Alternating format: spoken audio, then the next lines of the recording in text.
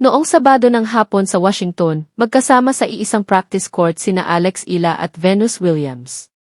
Nagpapalitan sila ng bola, nagtatawanan sa pagitan ng mga puntos. In-upload pa ng torneo ang video. Umabot agad ito sa 50,000 views sa loob lang ng 5 oras. May 2,000 likes. May palayaw na nga agad ang mga fans para sa kanilang dalawa. Pagkalipas lang ng ilang oras, lumabas ang doubles draw at nawala ang pangalan ni Alex Ila. Walang injury report. Walang medical statement. Walang press release. Wala. Bigla na lang nakatabi ang pangalan ni Venus Williams kay Diana Schneider, isang ganap na ibang partner. At ang 21 anyos na manlalaro na lumaking iniidolo si Venus ay basta na lang naglaho sa sheet. Ilang oras, walang nagsalita. Hindi ang torneo. Hindi ang player. At kapag walang nagpapaliwanag sa tennis, ang internet ang gumagawa ng paliwanag para sa kanila. Sa loob lang ng isang araw, nagkalat na ang mga teorya. Nasaktan siya. Tinanggal siya. May nangyaring hindi natin alam sa likod ng mga saradong pinto. Ito ang kailangan mong maintindihan bago tayo magpatuloy. Hindi ito injury. Hindi ito away. At hindi ito desisyon ng torneo.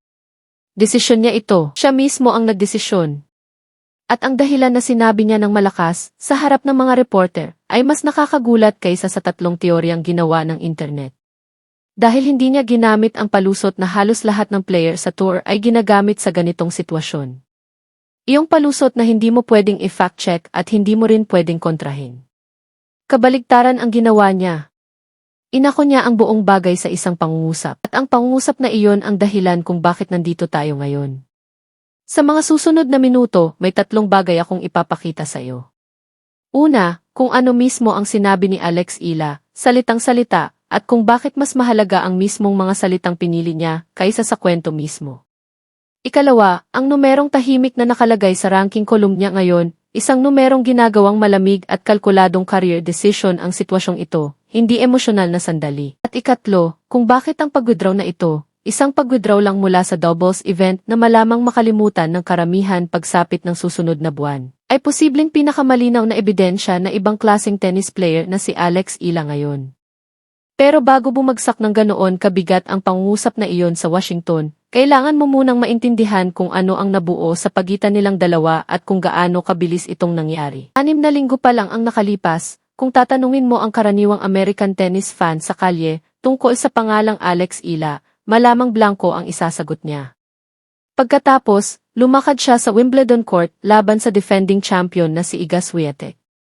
World number 3. Ang babaeng nanalo sa torneo noong nakaraang taon. Tinalo siya ni Ila sa iskor na 7-6 sa unang set, nanalo sa tiebreak 11-9 at tinapos ang ikalawang set sa 6-2. Hindi iyon fluke. Hindi iyon retirement. Hindi iyon 5 oras na laban ng puro pagod. Iyon ay isang 21 anyos na Filipina na binaklas ang defending Wimbledon champion sa straight sets sa pinakamalaking damuhan sa sport. At hindi pa siya tumigil doon. Umabot siya sa round of 16 na. Naging unang player mula sa Pilipinas sa buong Open era na nakaabot sa 4th round ng isang Grand Slam. Si Jasmine Paolini ang tuluyang huminto sa kanya sa 3 set, at umalis si Ila sa court na humahalik sa crowd na ilang oras nang pumili ng panig niya. Ngayon, nasa number 29 siya sa mundo, career high. Siya ang pinakamalaking dahilan kung bakit ang AC Open ay nakakatanggap ng pinakamalaking alon ng international media coverage sa loob ng maraming taon.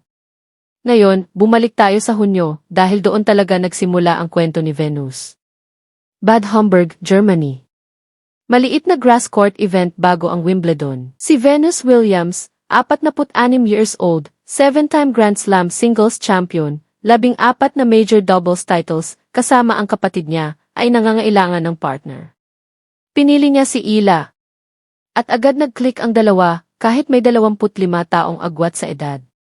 Nanalo sila sa first round, 6-3, 6-4. Umabot sila sa quarterfinals bago natalo sa second seeds. Pagkatapos noon, nag-post si Venus. Tinawag niya iyong pinakamahusay na biyahe, pinakamahusay na torneo, pinakamahusay na partner. Nirepost yun ni Ila at sinabing grateful siya sa experience. Pagkatapos, may isa pa siyang sinabi na magiging napakahalaga makalipas ang ilang minuto, kaya tandaan mo ito. Sinabi niya na kailanman sa pinaka-wild niyang panaginip, hindi niya inakalang magkakaroon siya ng pribilehiyong makipagkumpetensya sa tabi ni Venus Williams sa loob ng court. Hindi kailanman sa pinaka-wild niyang panaginip. Tandaan mo iyan. Binigyan pa nga sila ng palayaw ng fans. Lexus. Nag-trend iyon. At sa totoo lang, ito ang klase ng kwentong desperadong kailangan ng tennis. Ang alamat sa dulo ng karera at ang batang kakasimula pa lang, nasa iisang panig ng net. At heto ang bahagi na halos walang nagbanggit sa mga nag-cover sa kwentong ito. Ang bahaging nagpapasakit dito sa halip na gawing maliit na trivia lang. Sa buong 2026 double season ni Venus Williams, 3 beses nang nasira ang plano niya. Si Hailey Baptiste, ang partner niya, napunit ang Asia bago ang French Open. Pagkatapos, ang reunion na talagang gusto ng lahat, sina Venus at Serena sa Wimbledon, ay nabagsak ng ma-injure sa tuhod si Serena. 2 partner. 2 injury. 2 dead end. Kaya dapat sana, ang Washington na ang gagana. Wildcard entry, hardcourt, partner na nasa pinakamagandang forma ng buhay niya, at malinis na panibagong simula. Iyan ang setup, at heto ngayon kung bakit napakabigat ng timing ng sumunod na nangyari. Ang AC Open ay hindi simpleng iisang torneo lang. Ito ang unang domino. Washington papuntang Toronto. Toronto papuntang Cincinnati. Cincinnati papuntang AC Open sa New York sa August 30. 4 na events. 5 linggo. At magkakadugtong silang lahat. At para kay Ila, may mas tiyak pang ibig sabihin ang Washington. Ito ang una niyang hardcourt match ng buong season. Ginugol niya ang spring sa clay at ang unang bahagi ng summer sa grass. Mas mabilis ang hardcourts. Mas mabigat ang tama sa katawan. At mas mabilis bumalik ang bola bago mo pa matapos ang follow-through mo. Mula sa pinakamabagal na surface na nilalaro niya, diretso siyang pupunta sa pinakamabilis at gagawin niya iyon sa harap ng pinakamalaking crowd ng career niya. Kung tumatama sa iyo ang lahat ng ito, kung ikaw ay yung klase ng tao na gusto ang totoong kwento at hindi lang ang pang-thumbnail na bersyon, mag-iwan ka ng comment ngayon. Kung kailan unang nakuha ni Ila ang atensyon mo? Noon bang Wimbledon laban kay Swiatek? O Miami noong nakaraang taon? Binabasa ko ang bawat isa, at totoo, malaking tulong iyon sa kung ano ang susunod kong kukoverin. Kaya heto tayo. Isang 46 anyos na alamat na nawalan na ng 2 partner sa season na ito, at isang 21 anyos na lumaking sumasamba sa kanya. Dapat sana, ito ang pinaka-feel-good story ng linggo. At eksakto iyan kung bakit tumaman ng ganoon kabigat ang sinabi ni Ila sa Tennis World. Dito nagbabago ang lahat. Walang nagtanggal kay Alex Ila. Walang nagbench sa kanya. Siya mismo ang umalis. Nang humarap siya sa press sa Washington, hindi niya ginawa ang ginagawa ng 70% ng mga player sa ganitong sitwasyon. Hindi niya sinabing may minamanage siyang maliit na physical issue. Hindi niya sinabing maingat lang ang team niya sa schedule. Iyan ang mga ligtas na labasan. Walang makakaberipika. Walang kokontra. At mamamatay ang kwento sa loob ng isang araw. Sa halip, may sinabi siyang mas mahirap. Sinabi niyang napakalaki ng respeto niya kay Venus. Sinabi niyang grateful siya sa bawat pagkakataong makasama ito, matuto rito, at makipag-hit dito. At pagkatapos, binitiwan niya ang linyang agad kumalat kung saan-saan. Sinabi niya na si Venus ay nararapat sa partner na kayang ibigay ang lahat, pisikal, emosyonal, at mental, kapag magkasama silang nasa court. At sa ngayon, ang singles lang ang kaya niyang paglaanan yun. Basahin mo ulit ng dahan-dahan. Hindi niya sinabing pagod siya.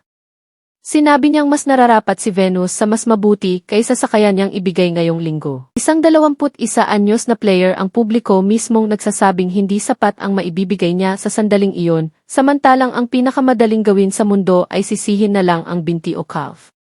At dito humihinto ang pagiging simple ng kwento. Dahil kung sinusubaybayan mo siya ng mabuti, napansin mo na agad ang problema. 6 na linggo pa lang ang nakalipas sa Bad Homburg, naglaro siya ng singles at doubles sa iisang linggo. Parehong draw. Parehong katawan, parehong mga binti. Parehong 21 anyos na player.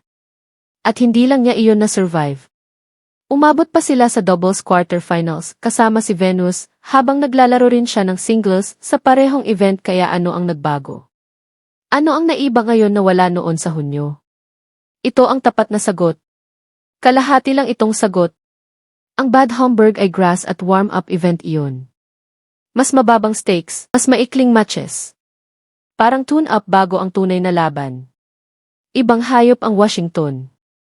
Ito ang pinakamabilis na surface na hahawakan niya sa buong season at nasa unahan pa ito ng 5 linggong gauntlet. At dumarating ito agad pagkatapos ng pinaka-physically at emotionally draining na 2 linggo ng buong buhay niya sa Wimbledon, kasunod ng pahinga kung saan hindi siya nagkompite. Mula sa break, bigla siyang sasalang sa pinakamabilis na courts ng taon, sa pinakamalakas na environment na naranasan niya, sa lungsod kung saan mas maraming international reporters kaysa sa nakasanayan ang dumating para lang sa kanya. Sige, ipinapaliwanag niyan ang fatigue. Ipinapaliwanag niyan ang caution. Pero hindi nito ipinapaliwanag ang timing. At ito ang bahagi na mas lalong bumabagabag sa akin habang mas tinitingnan ko ito. Tingnan mo ang sequence. Biyernes at Sabado, nasa practice court siya kasama si Venus. Hindi casual hit lang. Isang nakahandang double session iyon na kinunan ang torneo, ipinromote ng torneo, at ipinost sa official account, may caption patungkol sa pag-inspire sa maraming henerasyon. 50,000 views sa 5 oras. Tapos, ilang oras lang ang lumipas, lumabas ang revised draw. Wala na si Ila. Si Venus ay kapareha na si Diana Schneider. Kung totoong masyado kang pagod para maglaro ng doubles, pupunta ka ba sa isang film promotional practice session para sa doubles team na iyon sa Sabado ng umaga? May nangyari sa napakaliit na bintana ng oras. At heto ang detalye na halos lahat ay nilampasan. Nakahanap agad si Venus ng bagong partner. Isipin mo kung ano talaga ang ibig sabihin niyan. Si Diana Schneider ay hindi random na pangalang hinugot lang sa listahan. Isa siyang lehitimong top player na kailangang available, willing, at maipasok sa draw na halos tapos ng pinal. Hindi iyan nangyayari sa loob ng 20 minuto ng aksidente. Nangyayari iyan kapag nakapag-usap na ang mga taong involved. Kapag ang desisyon ay naikomunika na ng pribado bago pa humabol ang papeles sa publiko. Sa madaling salita, hindi ito walkout. Walang umalis ng galit. Walang nabulaga. May naging usapan. May maayos na handoff. At nagkaroon lang ng delay bago ito sinabi sa atin. At dito dumarating ang tanong na hindi ko maalis sa isip.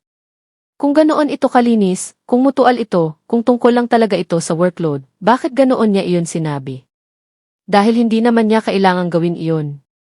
Pwede siyang magbigay ng boring na sagot at ipagpatuloy ang linggo niya. Sa halip, pinili niya ang bersyong direktang maglalagay sa kanya sa spotlight.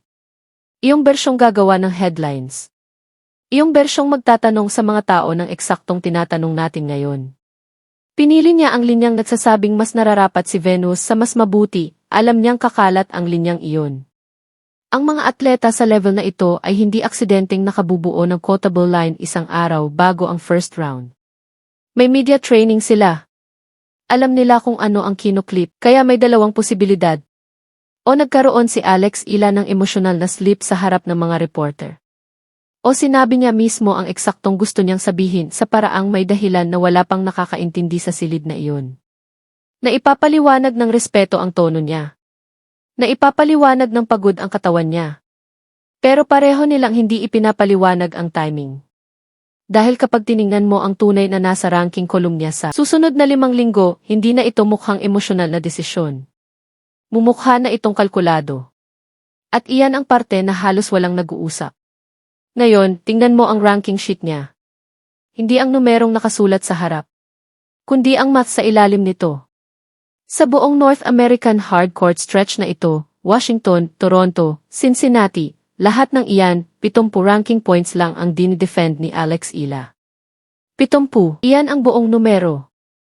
At saan galing ang mga 70 points na iyan? 10 sa mga iyon ay garantisado na. Ang natitirang 60 ay galing sa pag-abot niya sa second round ng AFC Open noong nakaraang season. Iyon lang.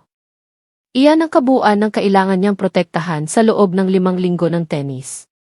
Naiintindihan mo ba kung ano ang ibig sabihin niyan para sa isang player na number 29 sa mundo? Ibig sabihin, halos bawat match na mapapanalunan niya mula ngayon ay purong dagdag. Walang malaking depensa. Walang halos mawawala. Karamihan sa mga player sa top 30 ay takot sa bahaging ito ng season dahil gumawa sila ng malalim na run noong nakaraang Agosto at kailangan nila itong ulitin kung ayaw nilang bumagsak ang ranking. Kabaligtaran ang sitwasyon ni Ila. Nakatayo siya sa paanan ng hagdan, walang halos nakapatong sa likod niya at napakaraming pwedeng akyatin sa itaas. Ngayon, idagdag mo ang petsa. July 27. Hindi lang ito araw ng pagsisimula ng torneo. Ito rin ang seeding cutoff para sa Toronto, ang UDT 1,000 sa Canada. At sa eksaktong petsang iyon, si Alex Ila ay nasa number 28 sa mundo. Nagawa niya. Nakuha niya ang seed. Ibig sabihin, sa unang 1,000 level tournament ng buhay niya, may bye siya sa first round. Diretso siya sa round of 64. Isang mas kaunting laban. Isang mas kaunting suntok sa katawan. At 10 points kaagad ang nasa kanya bago pa siya humataw ng isang bola. At hindi pa doon nagtatapos ang chain. Kung mananatili siya sa loob ng top 32 hanggang katapusan ng Agosto, may seed siya sa Elite Open. At ang seeding sa major ay hindi tropeo. Proteksyon iyon. Ibig sabihin, hindi ka bubungad sa torneo laban sa top 10 player. Ibig sabihin, kailangang mas paghirapan ng draw bago ka maabot. Iyan mismo ang advantage na